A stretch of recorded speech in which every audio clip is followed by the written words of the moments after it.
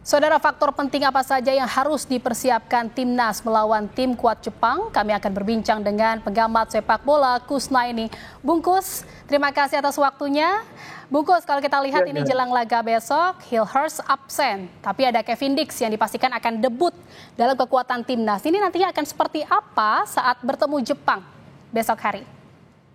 Iya, meskipun kita tahu kualitas Kevin Dix ya, bahkan dia juga pernah main di ajang sekelas Liga Champions, tapi kita belum tahu apakah dia akan langsung dimainkan sebagai starter, karena dia ini baru sekali ini kan akan bermain untuk tim nasional. Biasanya pemain yang baru bergabung dengan tim itu biasanya masuk dari bangku cadangan setelah dia melihat dulu situasi di lapangan.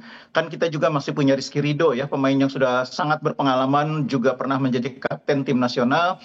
Jadi soal peran Kevin Dix saya pikir nanti akan sangat bergantung kepada situasi pada saat latihan terakhir, sejauh mana Coach Sintayong melihat kebutuhan tim terhadap Kevin Dix. Bisa jadi misalnya dia bermain dengan 3-4-3, tapi Kevin Dix tidak main sebagai bek tengah kanan, tapi sebagai wing back kanan. Itu juga mungkin ya. Bisa juga dia bermain sebagai bek tengah kanan, karena emang dia punya kemampuan bermain sebagai full back kanan, back tengah kanan, atau bahkan sebagai wing back kanan. Jadi opsinya sekarang semakin banyak bagi Coach Sintayong. Ada tambahan opsi untuk Sinteyong walaupun memang Hilhurst absen dalam laga besok. Ini kan juga faktor kepercayaan diri, jadi perhatian juga untuk Coach Sinteyong. Yang Anda lihat ini dengan 28 pemain yang sudah berlatih, ini seperti apa optimisme dari Coach Sin terhadap para pemain besok? Iya, Coach Shin ini kan pelatih yang sangat berpengalaman ya, pernah membawa tim Korea juga main di Piala Dunia, jadi bertemu tim sekelas Jepang bukanlah hal yang terlalu silau bagi dia ya. Dia sudah pernah berhadapan dengan tim sekelas Jerman, jadi dia sudah tahu bagaimana cara menghadapi Jepang. Dan saya pikir dia juga sudah punya game plan bagaimana meredam kehebatan Jepang. Nah, tinggal sekarang bagaimana pemain menerjemahkannya di lapangan, karena game plan itu nanti pada akhirnya yang menerjemahkan di lapangan kan pemain. Dengan kualitas pemain yang kita miliki saat ini, mestinya game plan yang disiapkan oleh pelatih bisa diterjemahkan dengan baik. Kita sudah melihat bagaimana tim ini mampu menahan tim sekelas Australia dalam pertandingan yang cukup sulit ketika kita menjadi tuan rumah. Nah, mudah-mudahan lawan Jepang ini pertandingan yang juga tidak kalah sulit. Kita seharusnya mudah-mudahan ya bisa menerjemahkan game plan dari pelatih itu dengan permainan yang baik juga di lapangan dan menghasilkan hasil yang menggembirakan, minimal mendapatkan poin. Jadi artinya memang sudah punya game plan dan juga skenario jitu untuk laga besok gitu ya? Iya. Jadi menurut saya paling penting itu nanti pelatih pasti akan berusaha membuat dua pemain sayap Jepang yang sangat berbahaya. Jepang ini punya dua wing yang sangat berbahaya, Kubo di kanan, kemudian Mitoma di kiri. Nah, ini ancaman bagi pertahanan Indonesia. Karena itu dua pemain yang mengisi posisi kiri dan kanan, kalau dalam formasi 3-4-3 kan di kanan kita punya Rizky Ridho atau punya Kevin Dix, di kiri kita mungkin punya Justin Hubner, ditambah di kiri mungkin ada Calvin Verdong juga. Itu dua pemain ini harus saling bahu-membahu mengawasi pergerakan pemain-pemain sayap Jepang yang sangat berbahaya.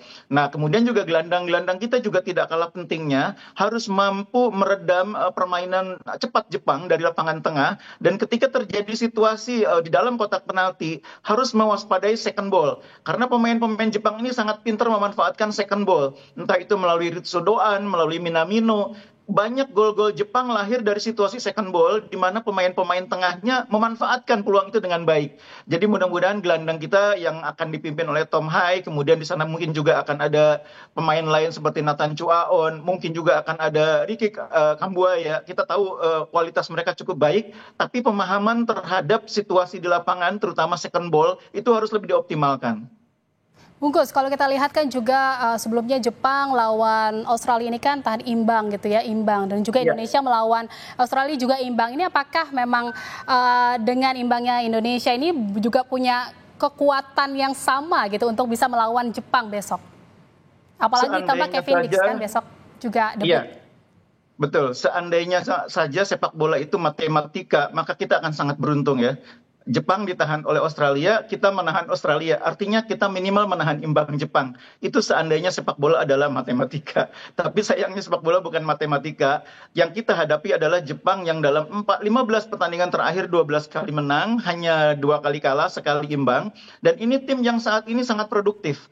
Mereka mencetak 15 gol, hanya kebobolan 1 gol. Kita harus sangat waspada terhadap permainan cepat Jepang, yang kemudian seperti yang saya bilang tadi, mereka mereka selalu pintar memanfaatkan peluang-peluang yang muncul dari situasi second ball. Itu yang harus kita awasi dari permainan Jepang. Harus diawasi permainan Jepang. Dengan masuknya Kevin Dix ini, starter timnas ini akan berubah banyak nggak kira-kira, Bungkus? Saya sih menduga tidak akan berubah dari formasi 3-4-3, tetap ya menurut saya 3-4-3. Mungkin kiper jelas Martin Paes, kemudian kalau disebut bahwa Jai Ijes akan menjadi kapten tim, artinya dia akan menjadi bek tengah utama.